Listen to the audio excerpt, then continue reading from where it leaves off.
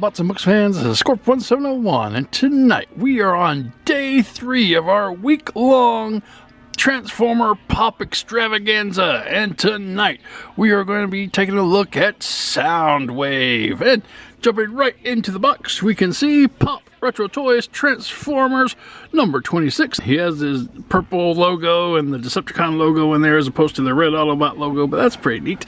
You have Soundwave's picture here. Soundwave, he's a vinyl figure, figurine del vanille, and you can see him in the box there and some warnings here. And on this side of the box you have Pop Retro Toys Soundwave number 26, Soundwave's head. On this side of the box you have Pop Retro Toys and a nice picture of what Soundwave looks like out of the box. You have Soundwave and number 26 again. On the top of the box you have Soundwave's head, Funko, and Pop Retro Toys. And on the bottom you have a lot of words and credits for the box, barcode, and a lot of stuff that no one's interested in. And finally, flipping to the back of the box, you have this awesome picture of Trypticon and Minosaur and Superion all fighting in space, and you have Pop Retro Toys, you have number 26, you have Soundwave, you have Transformers, and you have the Pops in the line. You have Optimus Prime, Bumblebee, Megatron, Jazz, and Soundwave. And you have some more credits for the box down here, Hasbro and Funko. So yeah, and that is it for the box. This is Soundwave in the box. No one wants to see Soundwave in the box. I know I don't. So let's get Soundwave out and see what he can do. And here we have Soundwave out of the box. And out of the box, he stretches up to 5 inches tall. He is a big fella. And a lot of that has to do with this huge head of his. And that is a really nicely done head sculpt. You can see a lot of nice details in there, and almost kind of gives you that Decepticon symbol head that he had, you know, with coming up and then the 2 in the middle. And yeah, so that is pretty cool. You can see in the middle here you got a little bit of silver coming down to some nice yellow eyes. So I don't really particularly like yellow-eyed Soundwaves, but it's a good indicator that it's a Hasbro product, because most of the time when Hasbro released a toy of Soundwave, he was going to have yellow eyes. It was only recently that they started releasing red-eyed Soundwaves, which are more accurate to the cartoon. But obviously this is Retro Toys, so we're going to go with the toy theme. So you have nice silver for his mouth plate, and this head sculpt just is awesome. It goes all the way around. You got some detail in the back, nice round spot there. Cool. It looks just like his head from the toy. It is so cool. Coming down to his body, you can see that it's really dead on with some shoulder details over here, and then you have the Decepticon logo there. Nice gold paint for the cassette portion where that would open up and Ravage and then would jump out. Nice silver for the arms, silver for the buttons, blue hands, and his little gun here with the silver barrel sticking out. I like on the side you get the silver forearms and then the blue fist, and you actually see the little switch for where you can push the hands in and out, so that's pretty neat. Legs all silver, and you got some more sticker detail here, and coming down to some silver feet and toes. That is cool. On the sides you got a lot of detail here which are blue, and I really like this guy. He is sculpted and detailed to the nines. Going on the back, you see some more buttons and switches that you would do to turn up the volume and the power, so that's pretty neat. And you got the little back compartments here that would open up on the original toy. That's where you could put his weapons and store in there. There'd be kind of like batteries. Now the only thing that I don't see on this Soundwave, and I don't feel that they could really have molded it in, was his shoulder cannon.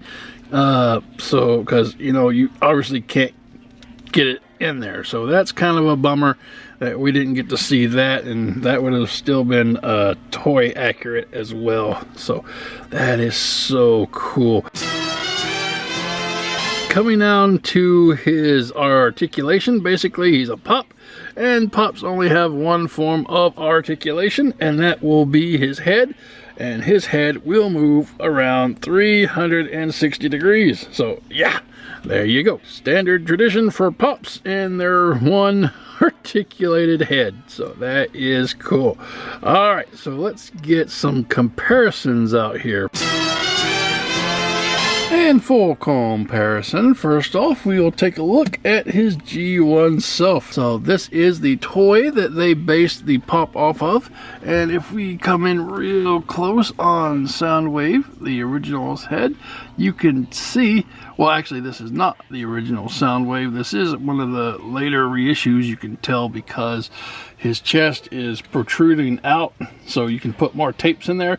Usually the original Soundwave's chest wouldn't protrude out, it was just flush. So anyway, so if we take a look at the Soundwave here, and you can see his head is exactly the same as the Pop. Has all those details, the silver in the middle, the yellow eyes, the silver mouth plate. So that is very accurate. And then we will come down. The chest on the Pop is obviously a little more accurate than this toy's because it is the actual G1 original toy chest. But if you look also on the sides of the shoulders, the sticker detail is similar to what we have on the toy here. And coming down, you still have the middle buttons, and then the leg details. There isn't anything interesting enough on the Pop's forearms or cuffs, like the red lines on the toy, but the legs, you still have the little sticker detail there and the little sticker detail there. So I think they did a real good job with what they could do, making the Pop as accurate as they could. So moving on the side, you can see the details in the arms. See the little switch that brings down the hands, and going on the back you can see even down like to the buttons again they have. So, and this was supposed to be like a screw, as you can see on the back. So that's pretty neat. All right, so that is your comparison with as close to the original G1 toy as we can get. Moving on. And for comparison with other Pops in the line, here he is with Jazz. So you can see he skyrockets over Jazz. That's okay because technically per the scale in the cartoon and the toys, they were different heights. Go out here, Jazz. Looking at someone a little closer to his height, here we have Optimus Prime.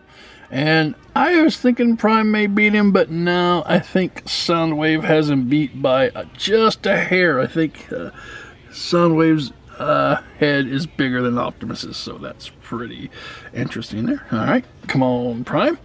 And last but not least, you can't have Soundwave without his boss, Megatron. Really like the way these guys look together. It's a nice Decepticon team that we got, and that's been your comparisons. Moving on. And this has been the Funko Pop Retro Toys Transformers Soundwave. And I think they did an excellent job bringing the original G1 toy to life in this Pop. And although, you know, he didn't come with a Laserbeak or a Ravage, I think they could have maybe put something in there, but oh well, beggars can't be choosers. So Soundwave is a great Decepticon, one of the classics that you have to have if you do any type of Transformer property. He did actually have an exclusive from GameStop. It wasn't that obvious what made it an exclusive, but if you look real close, I'll put a picture up. He does have some battle damage on his chest. And, well, I mean, hey, it's an exclusive, and if you're interested in a completist, you'll need to go to GameStop and get your exclusive Soundwave. But I think the original one here works for me. I really enjoy it, and am glad it's part of my collection. So, anyway, guys, that's the review, and I hope you enjoyed it, and I hope you're enjoying this week-long Transformer Pop extravaganza that we're doing. And don't worry about me. I'm making it. Doing a video every night is no problem at all. Okay. Well, anyway, guys, I'm going to get some rest, and I will see you guys tomorrow. So, have a good night, and until next time, keep playing.